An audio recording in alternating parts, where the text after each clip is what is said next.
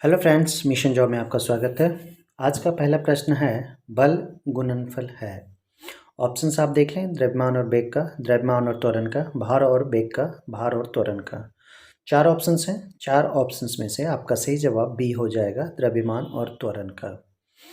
Number दूसरा सवाल देखें, लोलक घड़ियां गर्मियों में क्यों सुस्त हो जाती है। ऑप्शंस यहाँ पे देखें, गर्मियों के दिन लंबे होने के कारण, कुंडली में घर्षण के कारण, सी कहता है लोलक की लंबाई बढ़ जाती है जिससे इकाई दोलन में लगा हुआ समय बढ़ जाता है। डी कहता है गर्मी में लोलक का भार बढ़ जाता है। आपका सही जवाब हो जाएगा सी। क्वेश्चन नंबर तीसरा है, एक्स किरणों का प्रयोग किस लिए किया जा सकता है। ऑप्शंस देखें, ए जमीन के नीचे सोना का पता लगाने हेतु, बी कहता है हृदय रोग का पता लगाने हेतु, सी कहता है बहुमूल्य पत्थरों और हीरों में खराबी का पता लगाने हेतु, या फिर धातु को काटने और वेल्डिंग करने हेतु। चार ऑप्शंस हैं आपके। चार ऑप्शंस में से आपका सही जवाब सी हो जाएगा, बहुमूल्य पत्थरों और हीरों में खराबी का पता लगाने हेतु। दोस्तों, वीडियो को लाइक जरूर करें, शेयर करें। क्वेश्चन नंबर 4 कहता है, फेदोमीटर का उपयोग किसे मापने में किया जाता है। ऑप्शंस आप देखें, भूकंप, वर्षा, समुद्र की गहराई, ध्वनि तीव्रता। चार ऑप्शंस हैं आपके। तो फेदोमीटर का जो उपयोग किया जाता है वो सी सही जवाब हो जाएगा, समुद्र की गहराई मापने में किया जाता है। दोस्तों, जीएस का ये जो पहल किया जा रहा है, लूसेंट से उठाए गए हैं। हर चैप्टर से, हर टॉपिक से प्रश्न हैं और इसे जारी रखा जाएगा। आपके एग्जाम हेतु बेहद इम्पोर्टेंट है। क्वेश्चन नंबर 5 में कहता है, अवतल लेंस हमेशा किस प्रकार का प्रतिबिंब बनाते हैं। ऑप्शंस आप देखें, वास्तविक प्रतिबिंब, आभासी प्रतिबिंब, वस्तु की विशेषता के अनुरूप प्रकार का प्रतिबिंब, लेंस की वक्रता के अनुरूप प्रकार का प्रतिबिंब। चार ऑप्शंस हैं आपके। क्वेश्चन 5 का सही जवाब बी हो जाएगा, आभासी प्रतिबिंब। अवतल लेंस हमेशा आभासी प्रतिबिंब बनाता है। दोस्तों, वीडियो को ज़्यादा से ज़्यादा शेयर करें, सब्सक्राइब जरूर करें। क्वेश्चन नंबर 6 देखें, निम्नलिखित में से कौन भारत के राष्ट्रपति के चुनाव में भाग नहीं लेता। ए राज्यसभा, बी लोकसभा, सी विधानसभा, डी विधान परिषद। चार ऑप्शंस हैं। चार ऑप्शंस में से आपका सही जवाब विधान परिषद हो जाएगा। डी आपका सही जवाब हो जाएगा। भारत के राष्ट्रपति के चुनाव में भाग नहीं लेता है विधान परिषद सदस्य, जबकि राज्यसभा, लोकसभा, विधानसभा के निर्वाचित सदस्य इसमें भाग लेते हैं। क्वेश्चन नंबर 7वां, भारत के उपराष्ट्रपति पर अभियोग किसके द्वारा लगाया जा सकता है। ऑप्शंस देखें, राज्यसभा, लोकसभा, विधान परिषद, विधानसभा। चार ऑप्शंस हैं आपके। तो भारत के उपराष्ट्रपति पर अभियोग किसके द्वारा लगाया जा सकता है, इसका सही जवाब हो जाएगा राज्यसभा। उपराष्ट्रपति है तो उपराष्ट्रपति जो होते हैं वो राज्यसभा के उपसभापति होते हैं और राज्यसभा में ही अभियोग लाया जा सकता है।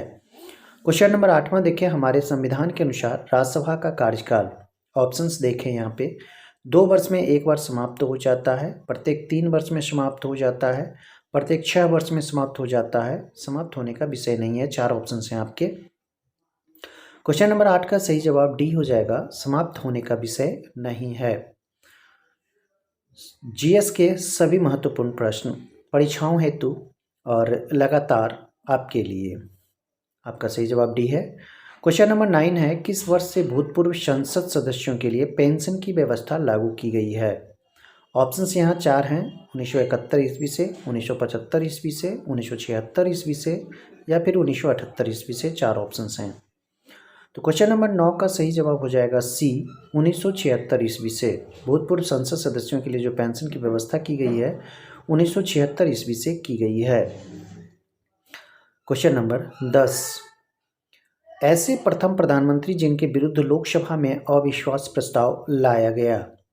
चार ऑप्शंस आपके हैं, जवाहरलाल नेहरू, लाल बहादुर शास्त्री, इंदिरा गांधी, मोरारजी देसाई। चार ऑप्शंस में से आपका सही जवाब यहाँ पे होगा ए, जवाहरलाल नेहरू। दोस्तों, ये 5 सवाल आपने देखा, 5 से लेकर 6 से लेकर 10 तक आपने देखा पॉलिटी से थे, और 1 से 5 तक आपने देखा साइंस से थे। तो हर टॉपिक से प्रश्न आपके लिए लाए जा रहे हैं। साइंस से पहले 5 प्रश्न, फिर पॉलिटी से उसके बाद 5 प्रश्न, यानी कि 10 प्रश्न। इस तरह से हर टॉपिक से प्रश्न लाए जाते हैं। क्वेश्चन नंबर 11, निम्न में से कौन सा तेल शोधनशाला खनिज तेल क्षेत्र के समीप ही स्थापित की गई है। ऑप्शंस यहाँ पे देखें, ए विशाखापत्तनम, बी नूनमाटी, सी बरौनी, डी मथुरा। 4 ऑप्शन हैं यहाँ पे, आपका सही जवाब हो जाएगा यहाँ पे नूनमाटी। क्वेश्चन नंबर 11 का सही जवाब बी हो जाएगा। अब यहाँ से 5 क्वेश्चंस 15 तक आपके भूगोल के प्रश्न होंगे। क्वेश्चन नंबर 12 कहता है, भारत में इस्पात उत्पादन उद्योग को निम्नलिखित में से किसके आयात की अपेक्षा होती है? ऑप्शंस देखें, ए सोरा, बी रॉक फॉस्फेट, सी कोकिंग कोयला, डी उपयुक्त सभी। 4 ऑप्शंस हैं। तो क्वेश्चन नंबर 12 का सही जवाब सी हो जाएगा, कोकिंग कोयला। इस्पात उत्पादन उद्योग को जो महत्वपूर्ण आयात की अपेक्षा होती है वो कोकिंग कोयला होती है। क्वेश्चन 13 है, भारत के निम्नलिखित नगरों में से किसमें देश का प्रथम कृत्रिम रबर संयंत्र लगाया गया है? ऑप्शंस देखें, यहाँ पे ए है पानीपत, बी सोनीपत, सी चंडीगढ़, डी लखनऊ। 4 ऑप्शंस हैं आपके। तो भारत के निम्नलिखित नगरों में से किसमें देश का प्रथम कृत्रिम रबर संयंत्र लगाया गया है? तो आपके ऑप्शंस ए सही जवाब हो जाएगा, पानीपत। आपका सही जवाब पानीपत हो जाएगा। 14 नंबर सवाल है, थारू जनजातियां पाई जाती है। ऑप्शंस देखें, ए तराई प्रदेश में, बी अरावली की पहाड़ियों में, सी छोटा नागपुर पठार में, डी पश्चिमी घाट में। 4 ऑप्शंस हैं आपके। तो थारू जनजातियां जो होती है वो तराई प्रदेश में पाई जाती है। तो आपका ऑप्शंस ए सही जवाब हो जाएगा। सभी विषयों की तैयारी यहाँ पे कराई जा रही है। जीके, जीएस, करेंट अफेयर्स भी आपके लिए लाए जा रहे हैं। उसके बाद 15 नंबर सवाल देखेंगे, नवीनतम जनसंख्या जनगणना कह सकते हैं। नवीनतम जनगणना 2011 के अनुसार भारत की जनसंख्या की औसत वार्षिक वृद्धि दर। औसत वार्षिक वृद्धि दर पूछा जा रहा है। ऑप्शन ए देखें, घट रही है, बी कहता है बढ़ रही है, सी कहता है तीव्र गति से बढ़ रही है और डी कहता है स्थिर हो गई है। तो आपके 4 ऑप्शन में से ए ऑप्शन सही जवाब हो जाएगा, घट रही है। औसत वार्षिक वृद्धि दर जो जनसंख्या की है ये नवीनतम जनगणना 2011 के अनुसार घट रही है। तो ये 5 प्रश्न भूगोल के थे। अब यहाँ से 5 प्रश्न इतिहास के होंगे, हिस्ट्री के। क्वेश्चन नंबर 16 कहता है, बंकिम चंद्र चटर्जी ने अपने उपन्यास आनंद मठ में किस विद्रोह को कथा की आधार भूमि बनाया? बंकिम चंद्र चटर्जी ने अपने उपन्यास आनंद मठ में किस विद्रोह को कथा की आधार भूमि बनाया? तो ऑप्शंस देखें, सन्यासी विद्रोह, पागलपंथी विद्रोह, नील आंदोलन, पावना विद्रोह। 4 ऑप्शंस में से आपका ए ऑप्शन सन्यासी विद्रोह सही जवाब हो जाएगा। आनंद मठ में सन्यासी विद्रोह का वर्णन है। क्वेश्चन नंबर 17 यहाँ देखें, 1939 में कांग्रेस मंत्रिमंडल ने 7 प्रांतों में त्यागपत्र दे दिया था, क्योंकि ऑप्शंस यहाँ देखें, कांग्रेस अन्य 4 प्रांतों में मंत्रिमंडल नहीं बना पाई थी, कांग्रेस में वाम पक्ष के उदय से मंत्रिमंडल का कार्य कर सकना असंभव हो गया था, सी कहता है उनके प्रांतों में अत्यधिक सांप्रदायिक अशांति थी और डी कहता है उपरोक्त कोई नहीं। तो आपका डी सही जवाब हो जाएगा, उपरोक्त कोई नहीं इसका सही जवाब होगा। 18 नंबर सवाल है, महात्मा गांधी ने भारत में अपना पहला जन भाषण कहाँ दिया था? ऑप्शंस यहाँ देख लें, बम्बई में, लखनऊ में, चंपारण में या फिर वाराणसी में।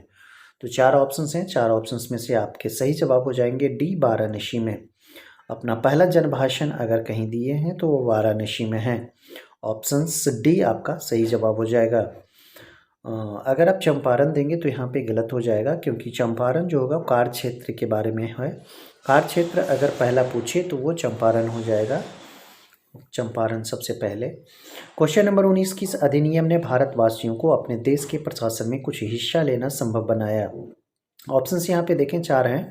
Government of India act 1858, Indian council act 1861, charter act 1833 और एक है चार्टर एक्ट 1853। तो 4 ऑप्शंस हैं आपके। तो बी ऑप्शंस आपके जो हैं, इंडिया काउंसिल एक्ट 1861 यानी कि भारतीय ये जो एक्ट है 1861, इससे क्या हुआ है कि भारतवासियों को अपने देश के प्रशासन में हिस्सा लेना संभव हो पाया है। क्वेश्चन 20, 1935 के भारत सरकार अधिनियम की कौन सी एक विशेषता नहीं थी? फिर ऑप्शंस यहाँ देखें, केंद्र के साथ ही राज्यों में द्वैध शासन होगा, डायरकी होगा, बी द्विसदनी विधानमंडल, सी प्रांतीय स्वायत्तता, एक अखिल भारतीय संघ। 4 ऑप्शंस हैं। तो ए ऑप्शंस यहाँ पे सही जवाब हो जाएंगे, केंद्र के साथ ही राज्यों में द्वैध शासन, डायरकी। ये 1935 के भारत शासन अधिनियम की विशेषता नहीं थी। अब यहाँ से 5 जो है लोक नृत्य से संबंधित है, लोक कला लोक नृत्य से संबंधित प्रश्न यहाँ से हैं 5। क्वेश्चन नंबर 21 कहता है लोक नृत्य और राज्य की सूची में किसका मिलान सही नहीं है। ऑप्शंस यहाँ देखें, बिहू आंध्र प्रदेश, भांगड़ा पंजाब, डांडिया गुजरात, नौटंकी उत्तर प्रदेश। तो 4 ऑप्शंस में से ए आपका सही जवाब हो जाएगा। बिहू जो है वो आंध्र प्रदेश का लोक नृत्य नहीं है, तो इस तरह से ए आपका सही जवाब हो जाएगा। बाकी 3 सही हैं। क्वेश्चन नंबर 22 कहता है भारतीय टेक्नोलॉजी संस्थान जिसे आईआईटी कहा जाता है की कुल संख्या पूछा जा रहा है भारत में। ऑप्शंस 4 हैं, 7, 10, 12, 23। 4 ऑप्शंस में से आपका सही जवाब डी हो जाएगा। भारतीय टेक्नोलॉजी संस्थान आईआईटी की कुल संख्या भारत में 23 है, 23 की संख्या है। दोस्तों वीडियो अच्छा लगे तो शेयर करना ना भूलें, सब्सक्राइब करें चैनल को और नोटिफिकेशन को ऑन कर लें। क्वेश्चन नंबर 23, किस शास्त्रीय नृत्य में मुखौटे का प्रयोग किया जाता है। ए कथक, बी कथकली, सी ओडिसी, डी भरतनाट्यम। 4 ऑप्शन हैं आपके। किस शास्त्रीय नृत्य में मुखौटे का प्रयोग किया जाता है। तो 4 ऑप्शंस में से आपका बी ऑप्शन सही जवाब हो जाएगा, कथकली। कथकली में मुखौटे का प्रयोग किया जाता है। परीक्षाओं में जिस तरह से प्रश्न आ रहे हैं उस हिसाब से आपके प्रश्न यहाँ पे सेट किए जा रहे हैं। 5-5 हर टॉपिक से प्रश्न हैं जो आपकी तैयारी के लिए बेहद आसान है। क्वेश्चन नंबर 24 है, केरल की राजकीय भाषा है कन्नड़, तमिल, मलयालम, तेलुगु। 4 ऑप्शन हैं आपके। 4 ऑप्शन में से आपका सही जवाब सी हो जाएगा, मलयालम। केरल की राजकीय भाषा मलयालम है। दोस्तों चाहे वो बिहार दरोगा हो, बिहार एसआई, ये भी वैकेंसी आने वाली है बेहद बड़ी संख्या में। उसके बाद फिर आप जानते ही होंगे बिहार पुलिस की बहाली है, कोर्ट की बहाली है, बीपीएससी की बहाली है, सब में ये बेहद काम करेगा। क्वेश्चन नंबर 25, भारतीय पुरातत्व विज्ञान का जन्मदाता किसे कहा जाता है। Options A Dayaram Sahni, B Rakhal Das Banerjee, C Alexander Cunningham और डी कहता है यज्ञदत्त। 4 ऑप्शंस में से आपका सही जवाब सी हो जाएगा, अलेक्जेंडर कनिंघम। दोस्तों सभी परीक्षाओं में यह महत्वपूर्ण है और 25-25 प्रश्नों का ये जो सेट तैयार करके आपके लिए लाया जा रहा है लुसेंट बुक से है और सभी टॉपिक से मिलाकर प्रश्न लाए जा रहे हैं। करंट अफेयर्स भी लगातार चलते रहेंगे 10-10 प्रश्न के रोजाना, तो देखना ना भूलें।